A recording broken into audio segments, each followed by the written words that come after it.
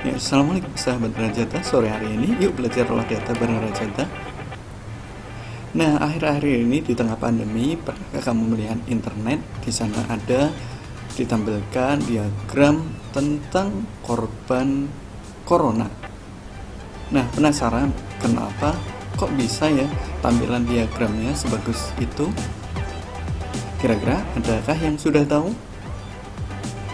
Nah, untuk itu yuk kita mulai mengumpulkan data lebih dulu ya. Siapkan buku catatanmu. Untuk mengumpulkan data tentunya ada dengan cara angket maupun kadang ada juga yang perlu wawancara narasumber. Nah, kalau pengen wawancara dengan narasumber, jangan lupa siapkan daftar pertanyaan supaya tidak banyak yang lupa. Nah, saatnya setelah selesai kita olah data dan sajikan. Pertama kita perlu merekap dulu dengan tulus. Nah, hasilnya biasanya misalnya kita angkat tentang kegemaran siswa. Nah, kita hitung tuh yang sepak bola berapa, melukis berapa, bersepeda berapa, dan membaca berapa. Nanti kita selesai punya tabel. Nah, setelah tabel bisa dibuat diagram gambar. Tapi kali ini kita akan coba lihat diagram gambar penjualan mobil di suatu showroom. Di Januari dilambangkan 2 mobil, Februari 1 mobil, Maret 3 mobil. Nah, ternyata 1 mobil itu menggambarkan sebanyak hasil penjualan 15 mobil. Jadi, bisakah kamu menebak Maret itu showroom tersebut berhasil menjual berapa mobil? Nah, sekarang kalau diagram batang. Nah, di diagram batang kita buat sumbunya dulu nih. Sumbunya ada sumbu mendatar dan sumbu tegak. Setelah itu barulah kita isi bagian keterangannya dan batang-batangnya.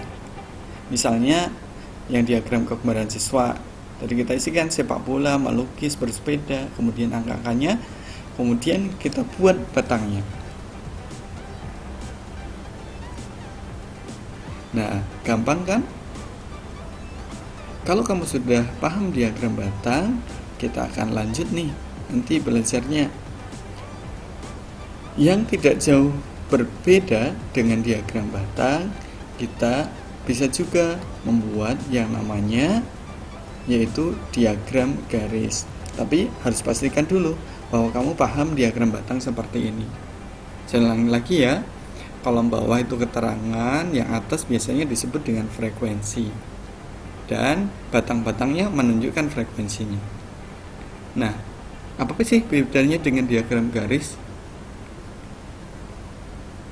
Sebenarnya diagram garis itu sama sih, dasarnya kita harus bikin dulu yang namanya sumbu-sumbunya, yaitu sumbu mendatar dan sumbu tegak.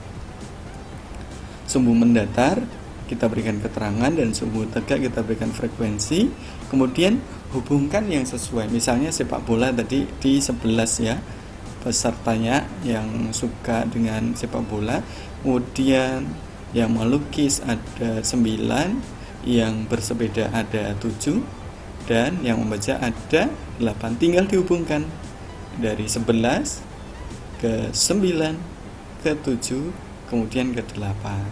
Nah, tentunya ini sangat mudah bukan? Hanya mirip dengan yang tadi itu, yaitu mirip dengan diagram batang. Kali ini bentuknya berupa diagram garis. Nah, mungkin ada yang punya ide kreatif. Kalau dibuat diagram batang terus garis kayaknya lebih bagus nih. Ya, memang idemu itu sangat keren.